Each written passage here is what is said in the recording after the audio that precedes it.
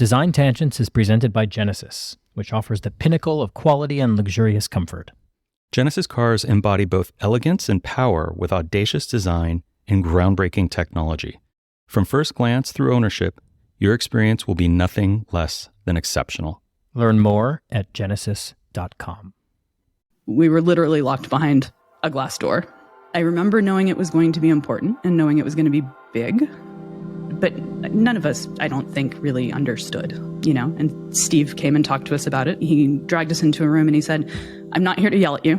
I'm here to tell you to pay attention to what's happening because you're changing the world, and I'm lucky enough to have done it once before, and these are the stories you're going to tell your grandkids.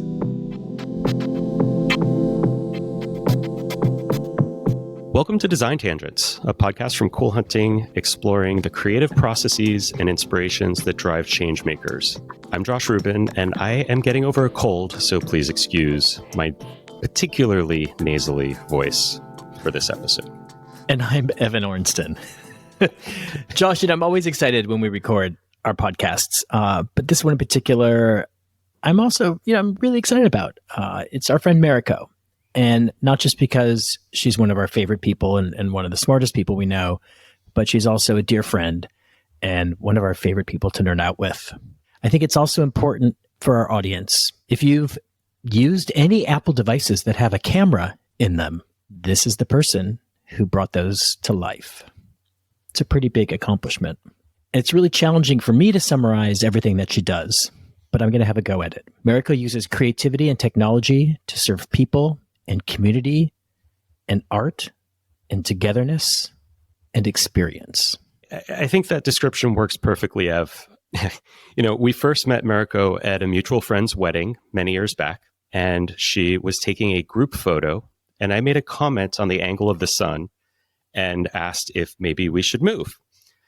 Someone in the group, who I knew worked at Apple, said, "She's in charge of our cameras. I think she knows what she's doing." I remember that. Oh, yeah. Of course she did. And I was intrigued, and we've been nerding out ever since. All of us, but especially you two. And given your shared experiences as very good photographers, user experience designers, and some of the earliest people involved in creating mobile phones for the world, I think you have a lot to talk about. Well, yeah. And like you, Ev, I'm insatiably curious. And I always learn so much from Meriko. So with that, let's jump in. Welcome to Design Tangents, Meriko. Hey, it's great to see and hear you all. You two are probably the only people in this world that I would get on some sort of podcast with, knowing that I'm going to be washed in hot pink, and I'm still here. Yes, I don't think I've ever seen you wear anything besides black. It's good to step out. So, Meriko, I know that you studied biology, and you found your way to design and technology pretty early in your career. Can you take us through that journey a little bit? It starts, all the way from when I was a kid, right? I was a dreamer. I was an avid reader. I was a theater geek, and I was a gamer. My dad's a laser physicist, and my mom's a kindergarten teacher. People say that explains a lot about me, and I try not to be offended. But, I'm also a Gen Xer. I grew up in the 80s. I'm the first kid and a big sister, which means I have no small ambitions, but I'm also really practical about getting things done. You remember, this is a good time to talk about Dune. Do you remember the 1984 Dune?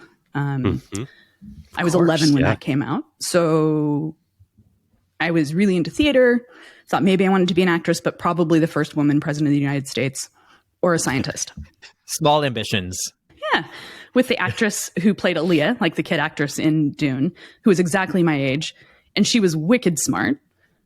And she said she wanted to be the first woman president of the United States. And I thought, I'm never going to win an election against her.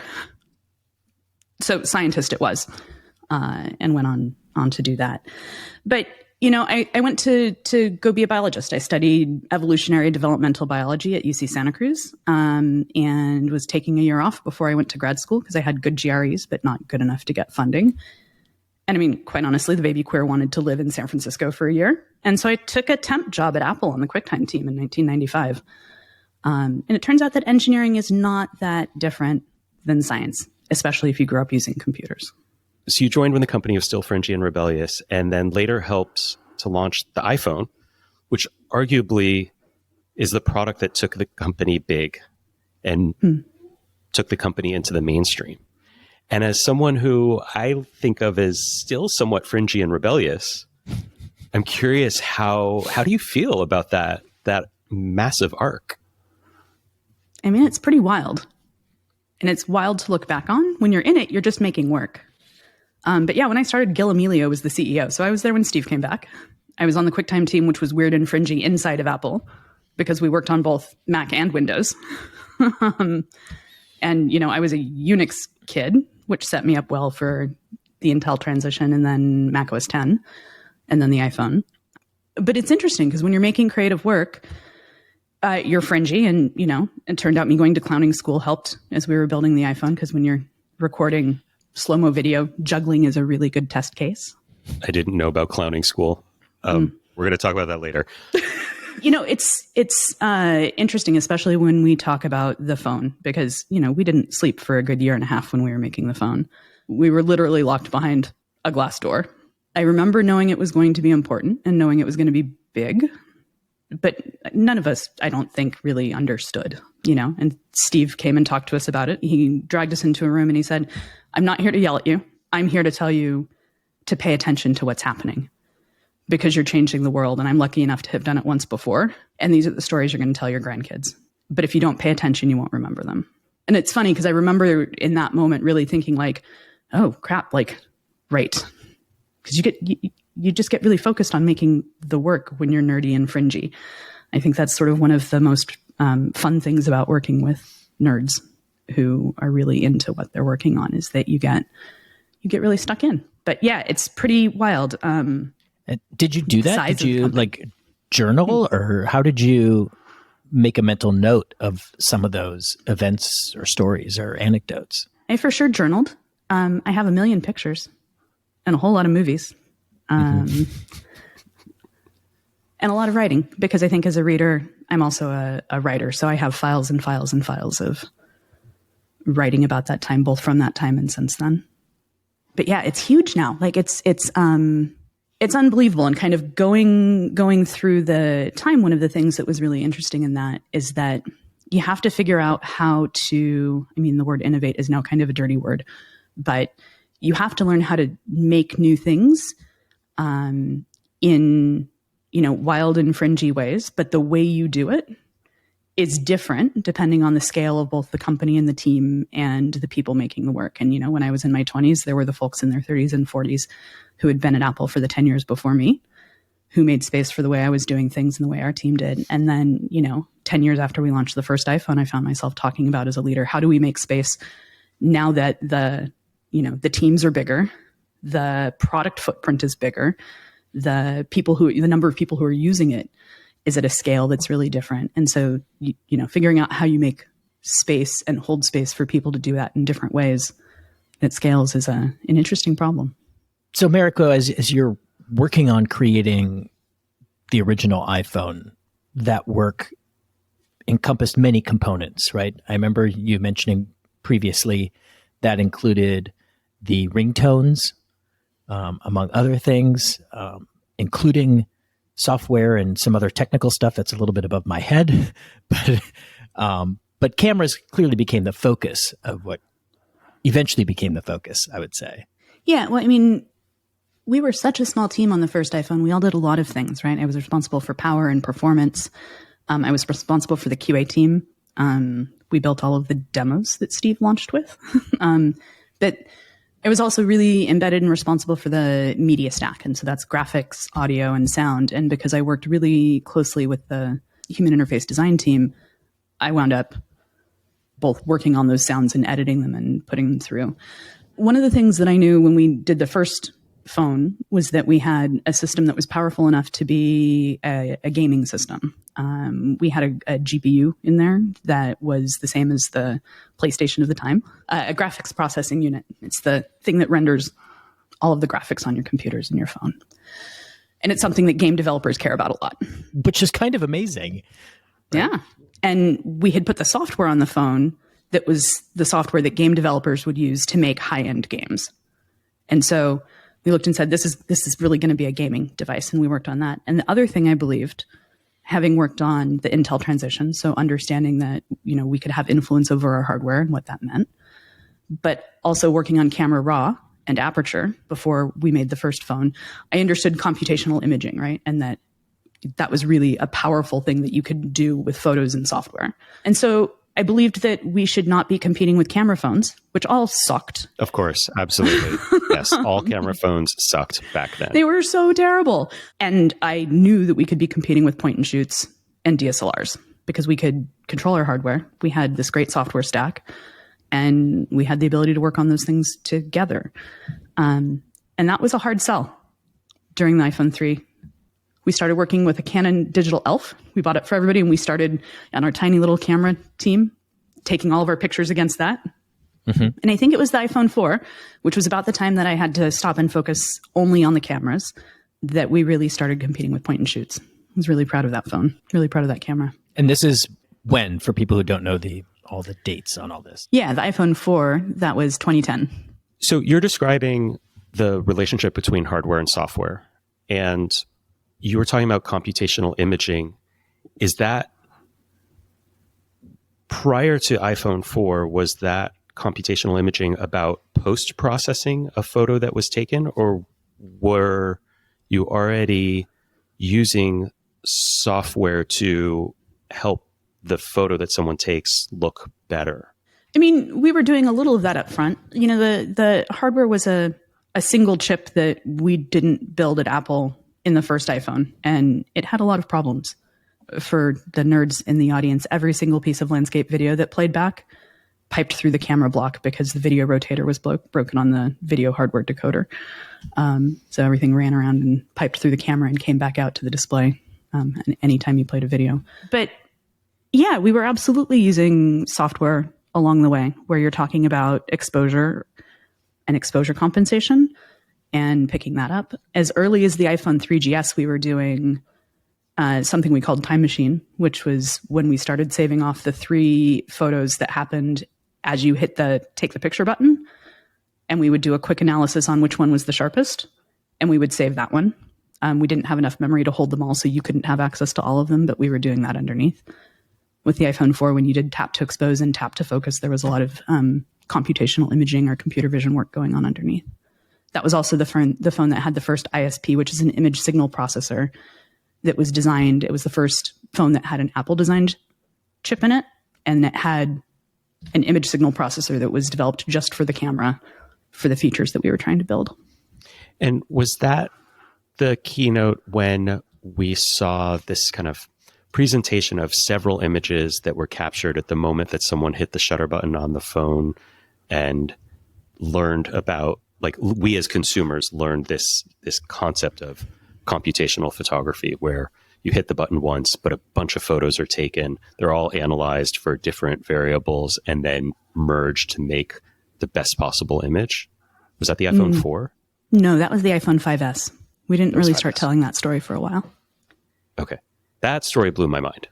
That was just a really incredible moment, and just a very exciting, impressive time for me as a photographer who always still carried another camera. Like, yes, the iPhone was a convenient camera that was always available, but often I had another camera with me. And that was maybe the beginning of when I started thinking, maybe right now I don't need another camera. I can just take my iPhone.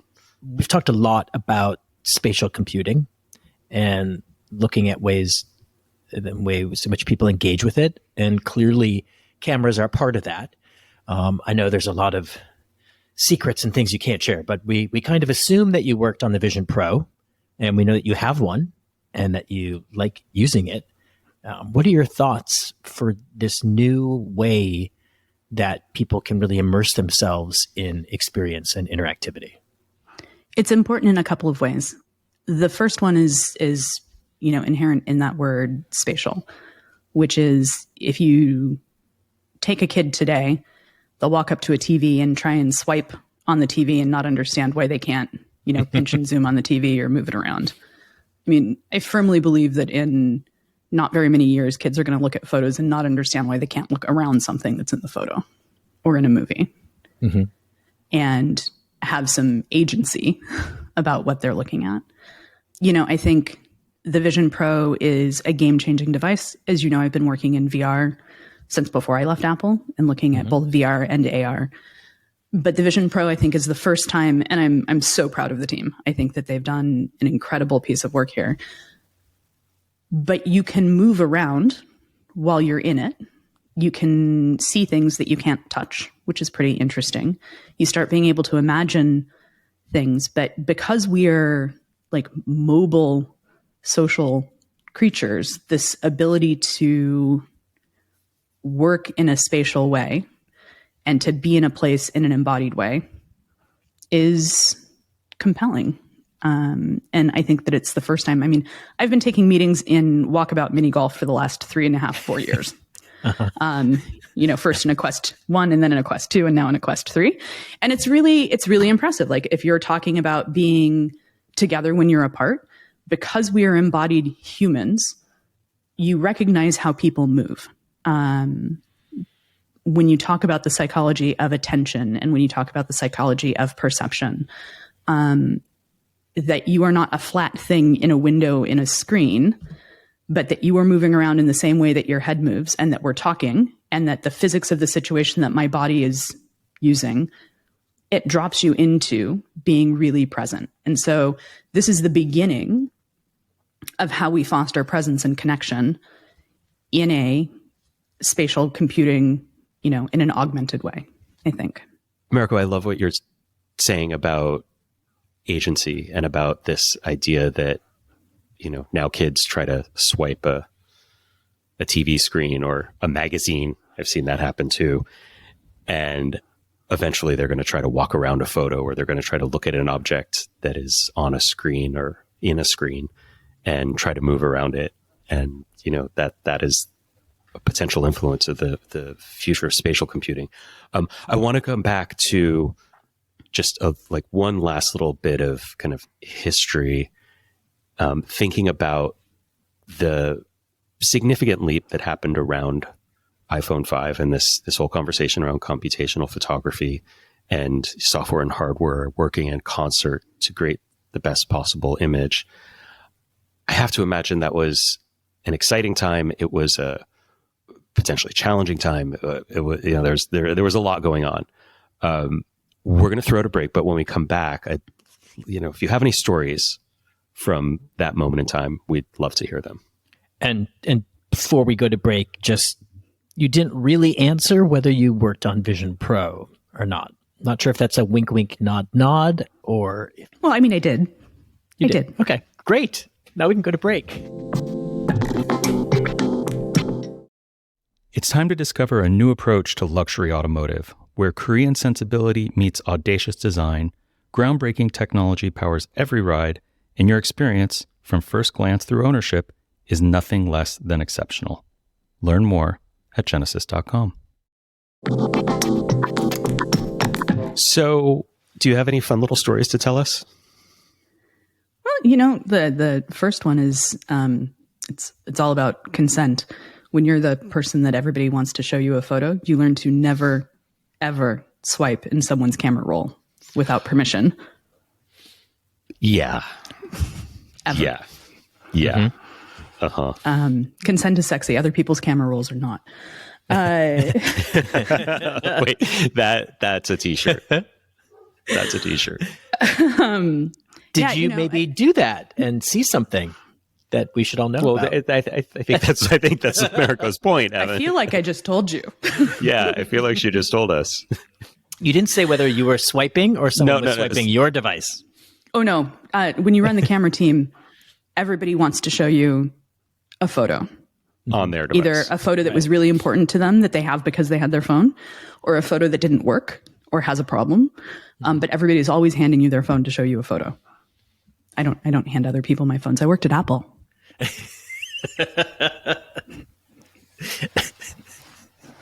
You are no longer at Apple. You did leave a couple of years ago, and you kind of moved on to doing new things. And I think an important stepping stone to getting you there was clowning school. So maybe we can jump back to that and see how that's influenced this next chapter of yours? Well done, Ev. Good Thanks. transition there. Yeah. Way to bring back clowning school. I have clown nightmares, but I'm here. I was a pretty terrifying clown. Uh-huh. We used to do what we'd call the stupid movie for the Graphics and Media State of the Union, which was the talk that we would give right after Steve's keynote at the developer conference every year. And so we would make a movie that would use whatever technologies we were announcing. And we always did it wildly underslept. But I think it was the year after we shipped the first iPhone, I actually wound up having to be a mime in a movie that was about Web3. And I was a wrong mime type. Uh-huh. Josh is going to kill me. Yeah. I don't know if I need to see that. I might need to see that. Yeah, I need to see that. I need to see that. I totally need to see that. Well, we can The look at that wrong later. Clown school. mime type. The wrong mime type. Love it. So since leaving Apple, you've started this whole new chapter, and I know it involves theater and live experiences and academics, and just thinking a lot about where this part of the world is going, or the way in which we interact with the world is going. Maybe you can share a little bit about kind of what you've been up to and what you're thinking about these days. Yeah. I feel really lucky to have been pretty cross-disciplinary myself growing up, and then to work for the first 20 years of my career creating the tools and the technologies that people build creative work on. Over the last 6 or 7 years as I've left Apple, I talk a lot about how I'm still working on those technologies and that research, but from the point of view of making the work. And it's a great pleasure to shift and get to focus on that. So, I work with theaters. I work with studios, both art and technology studios. I'm an honorary professor at the Royal Holloway College of London. And I'm working with them on defining research for excellence in screen and performance technology over the next 5 or 6 years. I got to co-direct a play at the Berliner Ensemble last summer that was using a lot of spatial technology in the service of the stage and in the service of how to take a story into multiple places at once. And I think it's a lot of it comes back to holding space for what's possible and being able to imagine what's possible. I think what drove my work at Apple, my most recent lover wasn't the first person to say that I reminded them of Case Pollard, which should resonate for you all, but William Gibson reference, Pattern Recognition is the book. Second time that reference has come up in our world in the last few months and hadn't in several years. Sorry to interrupt, but just calling out the reference. Yeah. Well, we're going to have to talk when Apple releases the new Neuromancer. I know. I'm very excited for the new Neuromancer. But this isn't a podcast about William Gibson. It could be. I want to call out one thing, because I remember you were so excited about it and talked about it a lot, and we participated in it. And that was, I believe, sometime in like spring of 2021, the Royal Shakespeare Company's A Midsummer Night's Dream. And it was an interactive performance that was done online. So guests could watch this performance online, which isn't unusual in and of itself, but that there were interactive elements as part of it. That was a big demonstrator piece for a program called Audience of the Future. I was in the advisory group for it. It was led by the Royal Shakespeare Company, but it included the London Philharmonia, Marshmallow Laser Feast, and a handful of other people. And it was a live play set on Midsummer's Eve in the world of A Midsummer Night's Dream. It was done with live actors who were in motion capture suits, being captured both spatially and their movements, and recorded with cameras as well. And then they were piped into an Unreal Engine game engine set, which is how we made the interactive play that was happening live. And what that means is, if you've heard of Fortnite, that's the same engine that's used to make Fortnite, or the concerts that happen in Fortnite. And it was this live performance that was seen by over 80,000 people over 10 performances, sort of deep during lockdown and the pandemic. And it was stringing together live theater and gaming and technology and interactivity so that you had a sense of presence and connection, both from the audience to the actors, but also the audience members with each other, which is an important part of any sort of live performance, whether it's in theater or in music. Sarah Ellis, who's the digital director at the Royal Shakespeare Company, who brought me into this, talks a lot about jeopardy as well, which is really fundamental to theater. And I think it's really interesting when you talk about any kind of spatial media.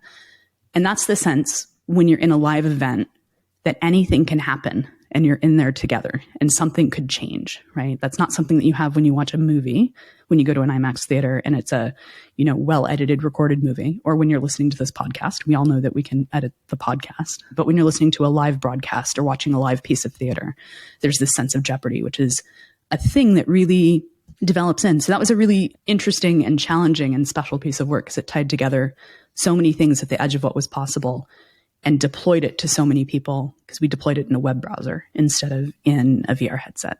It was a really big deal. It was quite a thing. And what was interesting is that it was a pivot. So that was a piece that they were supposed to put on in June of 2020 that was with Magic Leap glasses, augmented reality glasses, that was going to happen around Stratford-on-Avon at the same time that the play was kicking off the season. And so there was a whole sort of live action thing that was supposed to happen. And then, well, we all shut down, and they had to pivot and think about what would they do to think about who are the audiences of the future, and how do we reach them, and how do we serve them? And where it had been, how do the audiences in the future be together in person, we had to turn to, how do audiences in the future be together when you're apart? It came together so beautifully. And people were together. There was engagement. There were some people just watched. But even though it was on screens or in headsets, it had that sense of jeopardy that you're talking about, because it was made clear that this was happening live. It just gave it a different level of excitement. Something that you mentioned to us a long time ago that's always stuck with me is that one of the things you do, or one of the ways you look at what you do, is designing stuff that people didn't know they wanted, and that work being kind of on this edge of fiction and reality. And what we were just talking about with Audience of the Future is an element to that. I think a lot of the other work that you've been doing is an element of that. And presumably, you're a sci-fi fan, just a hunch. Absolutely. And sci-fi is definitely an inspiration for the creative mind. Is there a point when you flip from simply being entertained to analyzing the narratives of sci-fi for signals of the next great thing? Are you always analyzing? I was going to say that there's not a point where it flips. I think it's more that I don't know how to turn it off. Fair. That whole pattern recognition, pattern matching thing, and the imagining that's just how my brain functions.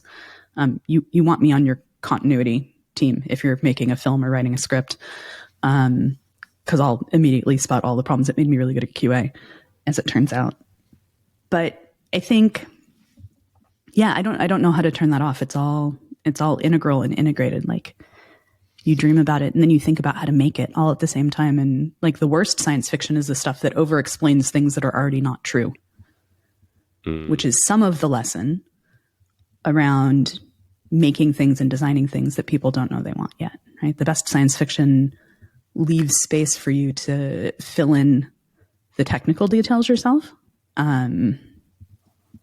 so that they're as correct as you can make them in your brain, instead of taking them apart. And they're about humans, right? And they're about humans and how we come together. So I think much like what I see in spatial media right now from an aesthetic standpoint, personally, I think a lot of the things that are happening in volumetric capture, where you record someone in 3D we don't quite have the fidelity. And you hear people talk about the uncanny valley when you see a recording of someone that's computer generated and they just look a little bit wrong. And it kind of creeps you out a little bit. And it's pretty well studied. But if you back off of being absolutely going for a photographic reproduction, you leave enough space for people to imagine and fill in the blanks. And that's how our perception systems work in the first place. You don't actually see everything you're looking at. You see a bunch of the things in between, and your brain fills in the parts. Was that the cats? That's the cats. Oh. Ready for dinner. Meriko, Evan. Star Wars or Star Trek? Darling, you know I don't discriminate based on gender preference and gender identity. Yes. It's a yes and situation for me. Uh-huh. Well, but to the point that you were just making about how much to explain and how much to let people fill in the gaps, Star Wars and Star Trek are so different in the gaps versus, the explanations. I don't know. I personally, I gravitate more towards Star Trek. I like the lessons. I like what I get to learn from Star We grew up watching both, like avidly. We watched Star Trek as a family. We went to the opening of every Star Wars movie. We built the models of the spaceships from both. When I was in college and we went to Disneyland, we ran around singing the Ewok song. A little embarrassing. And those are great. But, I think that there's, it's interesting. I've been reading a lot, but let's talk about the first seasons of Russian Doll or Orphan Black. Those are perfect pieces of science fiction as well. I just finished this book, A Half-Built Garden by Ruthanna Emmys, and it's fantastic. Everyone should read it, especially you two. It's a sort of hopeful post-apocalyptic with aliens and sort of hope for recovery from climate change and how we treat each other. I was really sad when the book was over. I finished it last week. You mentioned earlier that you're working on lots of different things. And I know that you were just at South by Southwest and you were there with ScanLab. ScanLab's a company that's based in London. And I think in the simplest terms, they work with technology to create really interesting content. And maybe you can tell us a little bit about what they're doing and why it's one of the things you want to work on. ScanLab is a beautiful studio. It's both an art and a technology studio out of Bethnal Green in London. We believe that 3D is the future of photography and cinematography. They've been around for about 15 years, and the two co-founders have training as architects. And so they encountered LiDAR scanners in the service of that. And as designers, immediately kind of turned to them and was like, well, we should be able to scan all the things people say we can't scan. And then they found art. And so they started this studio, and I did a project with them when I was still at Apple. And when I left in 2017, I went to visit.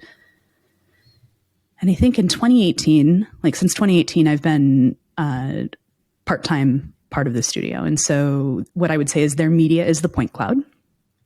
And a point cloud is a set of 3D points that describes a space. And it works by shooting a laser. The laser bounces off of something and it comes back, and you can get this really beautiful, precise map. And the cool thing is, before I left Apple, we put some scanning cameras into iPhones. It's how the face recognition software works, but there's also one on the back of the camera as well.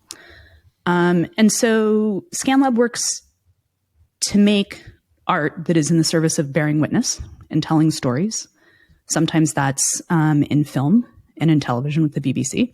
Sometimes that's making an artwork that's a novel form of 3D time-lapse cinematography about our relationship to the planet. That's a piece called Frame Rate that's traveling and touring right now. I think you all saw it in its special preview at South by Southwest in 2022. We also, when I said I worked on the play at the Berliner Ensemble, that was a ScanLab piece where we did all of the sets in the creative direction.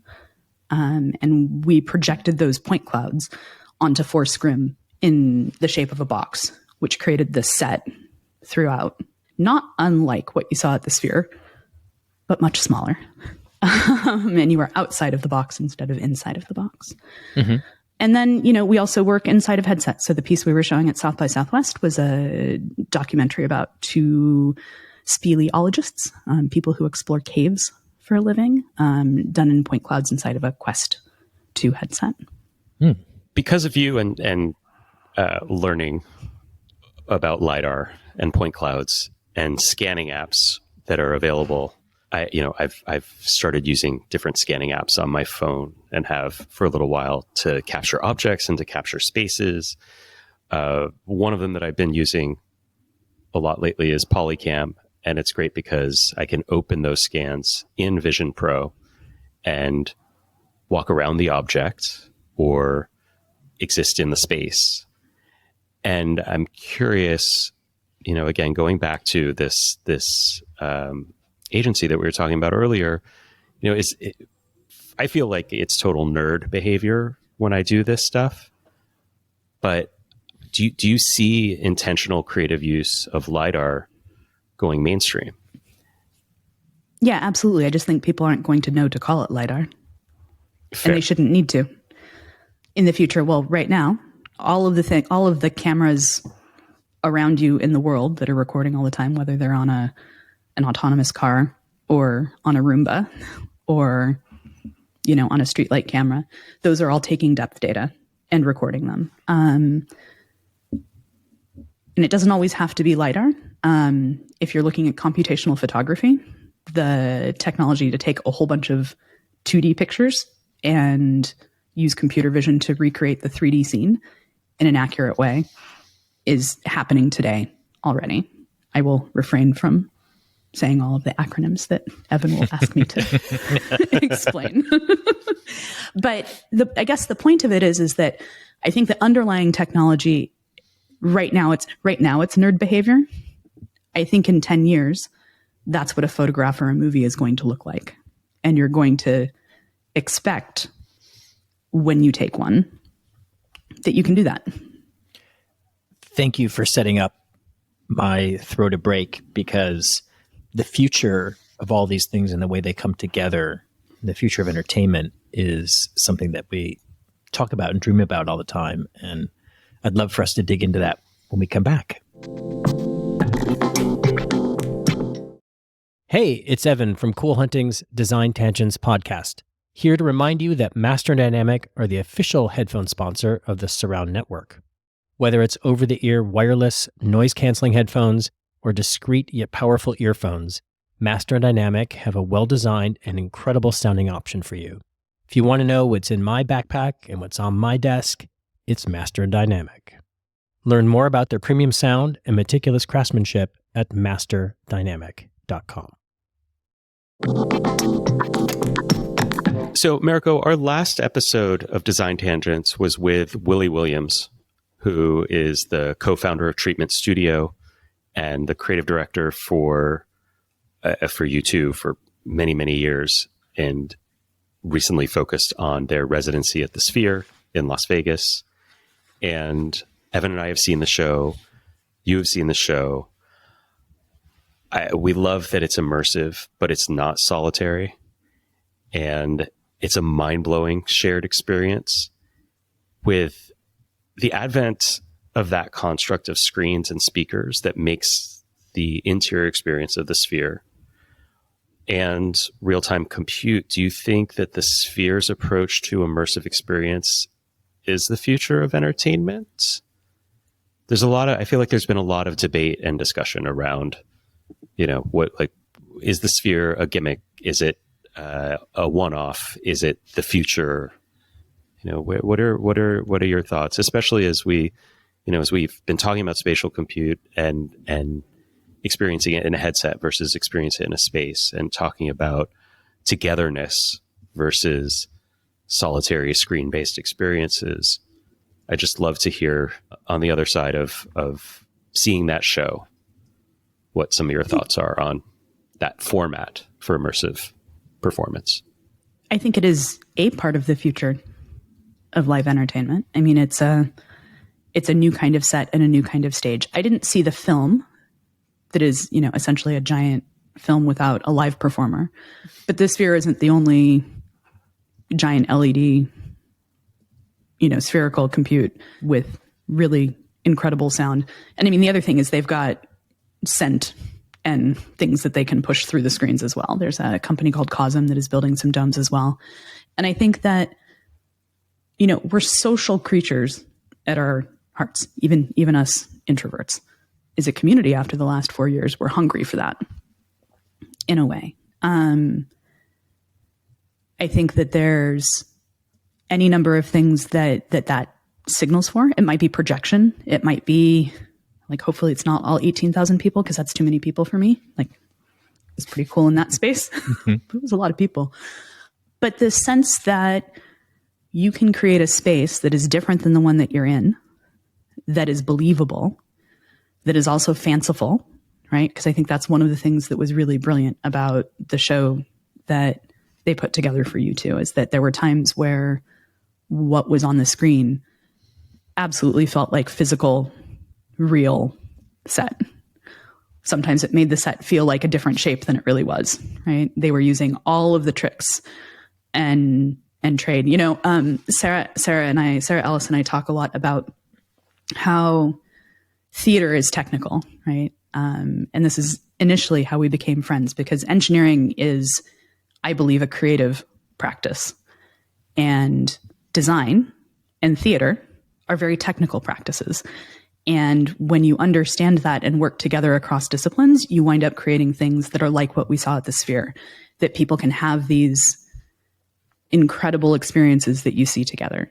I think that's possible in headset today. We talked a little bit about playing mini golf together. A couple of days ago, I was playing with our friend Carl, who was in New Zealand, and our friend Scott, who was in Minneapolis.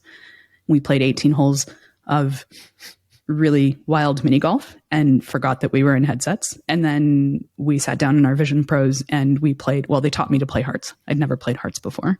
A very different kind of experience. And, you know, there's something on your head. But I walked out of that couple of hours feeling like I had really hung out with my people in a way that, and this is great, you're my friends, but like seeing you in squares in a window where I'm sort of tethered to what I'm doing and I'm not moving my body in a natural way, or like we would if we were hanging out and having dinner or going for a walk. I think there's also a thing, if we're going to talk about the future of entertainment, that is less about the stage and the kind of media that you put on the stage, because I think that those things are clear. But it's also about agency and conversation and contribution. The more I talk to the young people in my life, and I'm thinking about how gaming comes into theater, or when you talk about immersive theater, which is a whole lot like interactive fiction in the Infogom games I grew up playing, but with actors, they expect to be contributing to what's happening, to be a piece of the work as well, not just witnessing the work. And that kind of comes back to Jeopardy, when we were talking about that shared understanding and belief that something could change. And I think there's something in the future of entertainment that is both spatial, that relies on being able to put things into the world that, you know, we can see but not touch, or that we can create, and that we can have that shared experience, whether you're in a stadium together or we're here together and I feel like you're here with me and I believe that you're here with me. But there's a part of that is that we're creating it together and we're contributing to the thing that is the entertainment. And I don't know quite how to describe it yet, because it's kind of that thing over the mountain that I think is coming, that is enabled by all of the things we do at the Sphere, all of the things that you see theater doing when you talk about maybe Sleep No More in New York, or The Burnt City in London from Punch Drunk. There's something going on there that is the future of both education and entertainment, and where those cross over in this spatial space. Listen, there's always been change and evolution in all these categories, right? Whether it's education, whether it's entertainment. But I kind of feel like we're at a point where there's so many new skills you have to have, and an understanding of new technologies that you have to have. And of course, experience and history of what that body of work has been in the past to move it forward.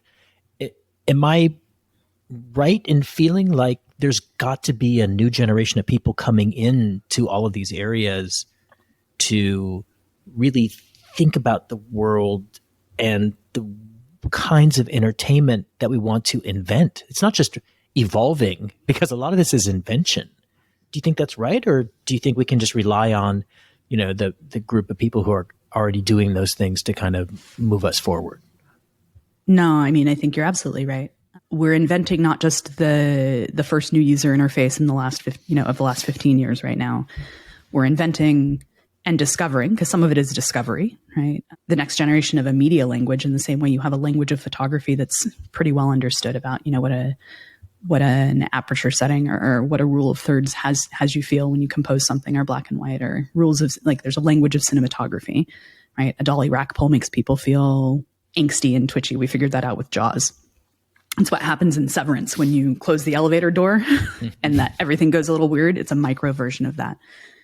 But we haven't yet discovered what all of those languages are in this space. And it does require a lot of new kinds of knowledge. And it reminds me a little bit of, like, early web days, where a lot of stuff was really scrappy and people were coding things by hand and hacking around and doing stuff. And, it's really multidisciplinary, and it's people who are playing and trying. And, I'd say for folks of our generation, one of our roles here is to bring through another generation who is figuring out how to do it in their way, in ways that think about things in a really different way than we might. I know my brain works really differently than my dad's, right? He's an engineer, but, like, he had a slide rule and logarithm tables. And I grew up with a computer in my house, which set me up to do what I did 25 years ago. I believe there's absolutely a generation that is going to be dreaming past us and building past us. And I believe it's going to be multidisciplinary. I think it's going to be founded in a place where people start from a spot of respect, which I think is a thing I learned at Apple. To give some credit where that is due, is that, you assumed that everybody was there because they had something, that they were an expert in their field, and you didn't talk down to anybody, no matter what their role was, and they didn't talk down to you. And that enables you to get past so much and to be able to invent new things when you hold that space. And that space is, in psychology, they call it, psychological safety. In the theater, they call it creating the circle and holding the circle for people to be vulnerable. And I think that all the young people that I talk to understand this in a really innate way that, at least in the tech world, most people haven't really understood for a long time. I think it's really cool. As we see every iteration of user interface and user experience and the different ways that humans interact with computers, there's one layer where we need to constantly learn these new languages. And there is also the underpinnings of kind of cognitive science and psychology that I think almost always apply. And I'm wondering, if you are giving advice to students, to parents, what kind of skills should people be focusing on? Should they be focusing on the current technology, the most current technology, maybe a little bit, and maybe also focusing on, some of the underlying disciplines that might be helpful? That was a terribly worded question. Yeah, it's like, should people be studying Greek? Is that going to help them? Is it history? Is it math? I think all those things are important. And I think depending on, like, when I give advice, or, when I teach, or when I go to schools and whatnot, I went to UC Santa Cruz and we didn't have grades. My transcript is like 1.5 inches thick because we had things called narrative evaluations. Did we ever bond over this? Because I went to Hampshire College where we didn't have grades and we also had narrative evaluations. No. Oh, look at that. Oh, well, look at that. Something new. And, I was going to be a scientist, but I intentionally went to Kresge College, which was one of the literature colleges and also the biggest hippie college of all of the ones at UC Santa Cruz. And I did it because I believe that the things you learn, like, we are creatures who are motivated by each other and by story and how we tell stories and how we relate to each other and how we build the things that we build. Like, figure out which things you enjoy building with what tools are available to you and which ones make sense for your brain, and go from there. But, like, don't forget to be curious and follow the threads of what you're curious about. And I think those things serve all kinds of folks. I mean, when I was growing up, we didn't really have words for neurodiversity and neurotypes and how people think and work. And I think there's a lot more understanding of that now, which is pretty cool. But yeah, make sure that you read, make sure that you make music, make sure that you go outside and touch the ground and see the sky, walk into some trees because you're thinking too hard. And then like dig into the tools that make sense to you, that feel good to you to use. And then go find people who use the tools that you don't like to use and invite them to work with you. Mm. Given all of the things that you just talked about, is that how you're thinking about the future of entertainment? And is that what's motivating you? Or have you already kind of leapfrogged? Are you developing that? I like to think I'm taking my own advice. One of the things that I do that is, I'm really good at what I call squinting through a prototype, which is being able to see the possibility of what something can be. And, this is a thing that I learned from Johnny Ive in the design studio, which is that there are times when ideas are really small and tender and you have to protect them. And it's really easy to kill them. And there's a bunch of times where you do have to stop and say no, but you need to give ideas the space and time to grow.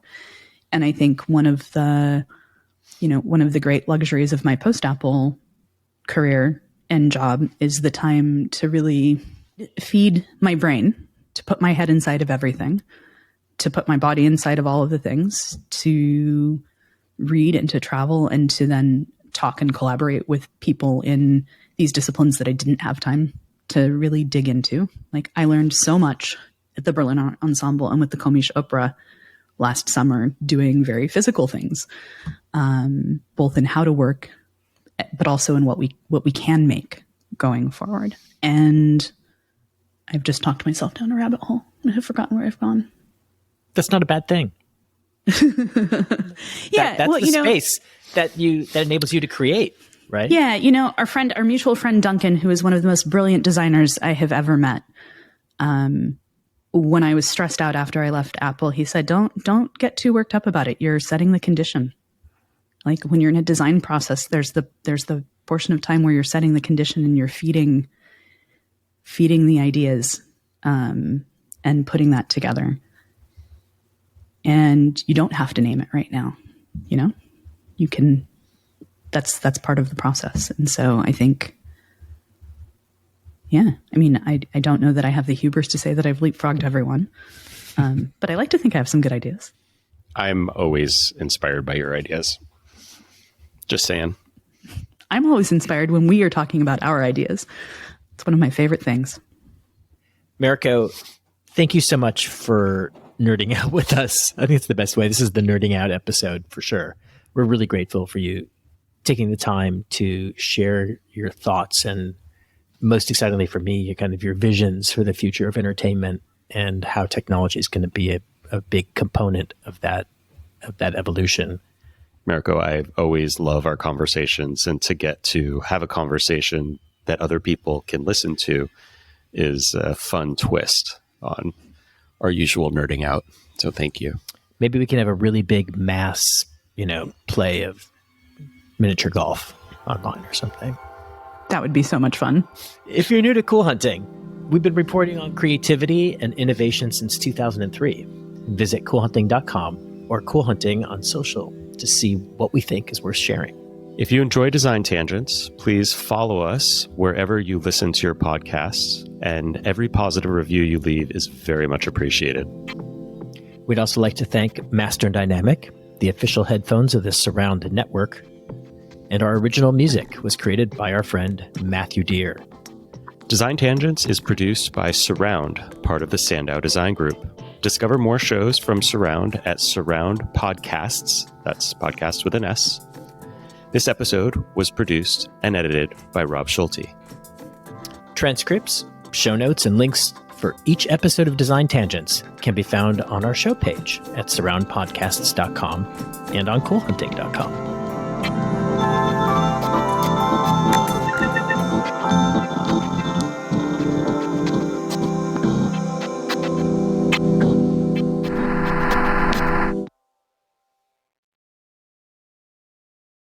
We'd like to thank Genesis for their ongoing support in presenting Design Tangents. Discover more about Genesis at genesis.com.